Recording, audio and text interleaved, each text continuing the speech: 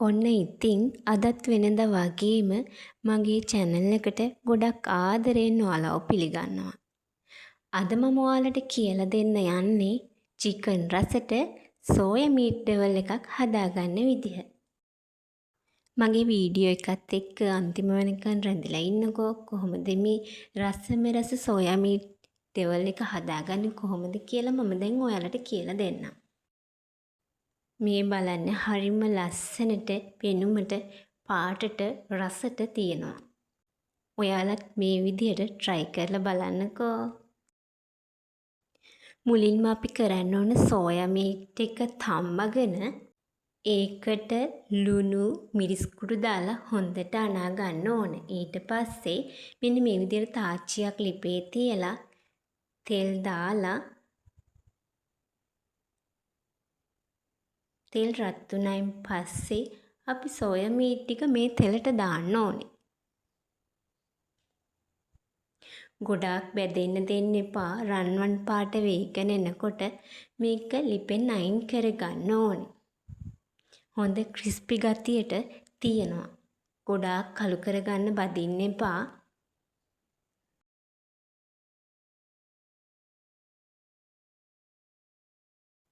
මෙන්න මේ ගානට බැදුනම ඇති.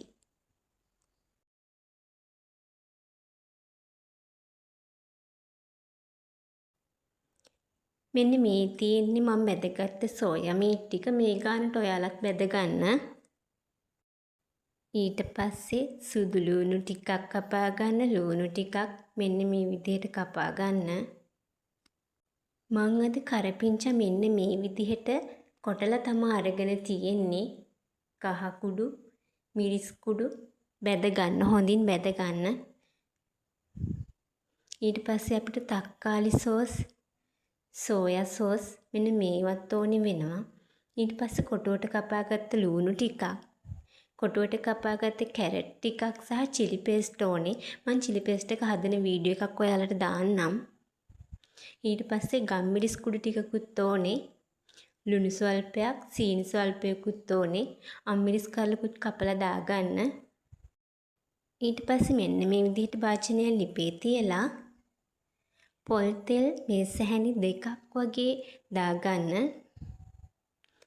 හොඳට තෙල් එක රත් වේගෙන එනකොට අපි කපාගත්ත සුදු ලූණු මේ තෙල් එකට දාන්න ඕන. මේක රන්වන් පාට වේගෙන එනකොට අපි කපාගත්ත කැරට් ටික දාගන්න ඕනේ.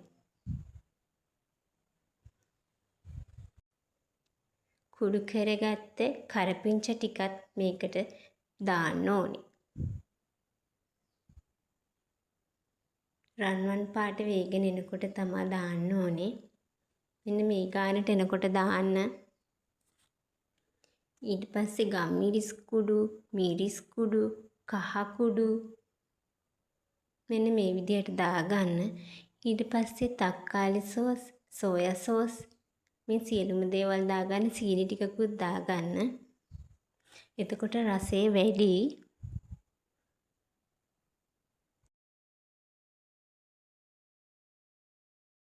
ඊට පස්සේ මේ දේවල් හොඳින් කලවම් කරගන්න. මේ ඔක්කොම ටික දාලා හොඳින් කලවම් කරගන්න.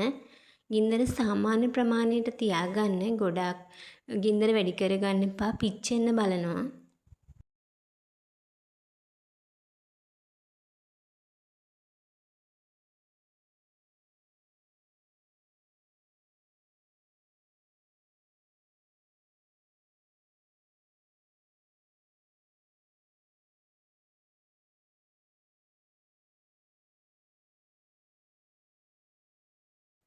මෙන්න මේ ගානට එනකොට අපි සෝයා ටික බැදගත්ත සෝයා මීට් ටික දාගන්න ඕනේ.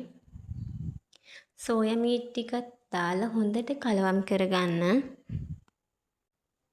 මෙන්න මේ විදිහට කලවම් කරගන්න. හරි, දැන් අපි බලමු අපි හදාගත්ත සෝයා මීට් එක කොහොමද කියලා.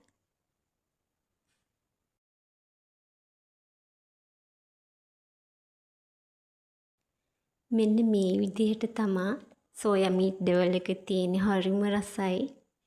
බත් කන්න පුළුවන් හොඳට මේ සෝයා මීට් ඩෙවල් එකත් එක්ක. චිකන් පරාදයි මේ සෝයා මීට් ඩෙවල් එකට. චිකන් කන්න නැති කෙනෙක්ට මේ සෝයා මීට් ඩෙවල් එක හදාගෙන කන්න පුළුවන්. ඇත්තටම ගොඩාක් රසයි. මගේ වීඩියෝ බලන අලුත් කෙනෙක් නම් මගේ channel එක subscribe කරලා උඩ තියෙන bell icon එක click කරලා all button එක press කරලා මන් දාන වීඩියෝ ඔයාලට බලා ගන්න පුළුවන්. මේ වගේ රසවත් කෑම හදන විදිය බලා ගන්න පුළුවන් මගේ channel එකත් එක්ක එකතු වෙලා හිටියොත්. ඉතින් ආයෙත් දවසක හම්බෙමු. හැමෝටම සුබ දවසක්.